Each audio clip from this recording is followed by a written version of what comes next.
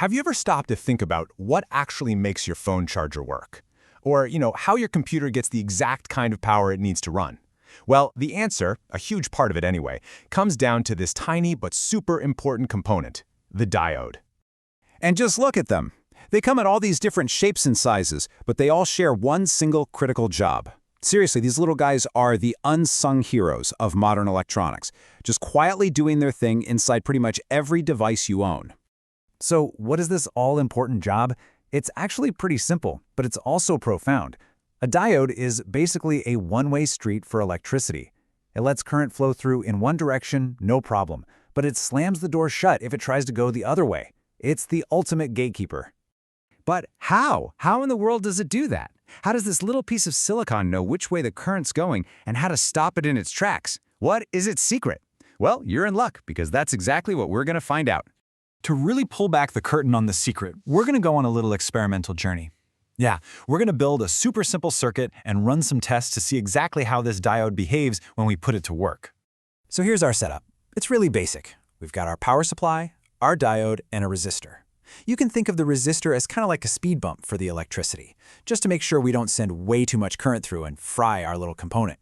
We're just going to slowly turn up the voltage and measure what happens. Okay, so after we run our test, we get a table of numbers that looks something like this. We apply a little voltage, measure the current. Now, just looking at these raw numbers, well, it's not very exciting, is it? It's really hard to see the story here. But watch this. Watch what happens when we take that boring data and turn it into a graph. Boom! All of a sudden, the secret is revealed. This shape, this very specific curve, is the diode's signature. It's called the voltage current, or VI characteristic curve, and it tells us everything we need to know. So let's decode this thing. Let's break down this signature curve. Every single bend and line you see here tells us something absolutely critical about how the diode really works. Okay, I want you to focus your attention right here. See this spot? See how the line is almost totally flat, and then whoosh, it just shoots straight up? That sharp bend has a name. It's called the knee, and it is, without a doubt, the most important part of this whole graph. This knee represents something called the key voltage. The best way to think about it is like an energy barrier. The diode needs a certain amount of forward voltage, just a little push, to get over its own internal resistance and finally open the gate. For most silicon diodes, that magic number is right around 0.7 volts. Below that, nothing. But once you get past it, the floodgates open. Okay, so this behavior really leads us to the two fundamental states of a diode. We call them forward bias, that's when the gate is open, and reverse bias, which is when that gate is slammed shut. In this right here shows us what's actually happening on the inside.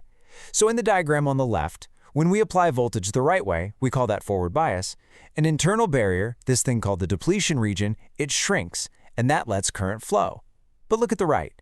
If we flip the voltage around, that barrier gets wider, acting like a big wall that just blocks the current. So here's the key takeaway. Forward bias lets the current flow no problem once you get past that 0.7 volt knee. Reverse bias, on the other hand, just stops it cold. It's a simple, incredibly powerful on-off switch. All right, so that's the theory. But why is this one-way gate so ridiculously useful? Let's check out one of the most common and most important jobs for a diode. We need to talk about something called rectification. Now, it sounds complicated, but it's a job your phone charger does every single second you use it. It's just the process of turning that wild, back-and-forth alternating current from your wall outlet into the steady, one-way direct current that all our electronics need to survive. This is what that AC power looks like. It's a nice, smooth sine wave. The voltage just swings from positive to negative and back again, over and over. The problem is, our electronics hate that. They need a steady, one-way flow. Now check out what happens when we stick a single diode in the path of that AC current. Because the diode is our one-way street, it lets the positive part of the wave go through, but it completely blocks the negative part. It just chops it right off. And just like that, we've turned a two-way street into a one-way street. Now that's pretty cool, but we're basically wasting half of the available power. So some very clever engineers came up with this setup, called a full-wave bridge rectifier. It just uses 4 diodes arranged in this really smart way.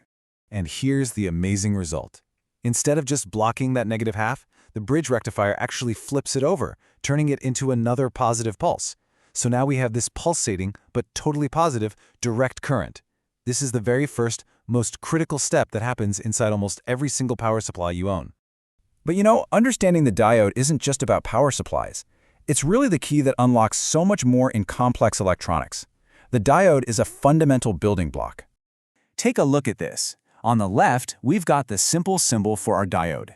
Now look to the right at a simplified model of a transistor. The tiny switch that powers all of modern computing? What's that I see right there, smack in the middle of it? It's basically two diodes arranged back to back. So understanding our simple one-way gate is the very first step to understanding how a transistor can work as an amplifier or a switch. So, we've seen that a single diode is a one-way gate. But that brings up a really fascinating final question. If you can make a simple gate with just one, what amazing things can you start to build when you put two of them together? Well, that is a story for another time.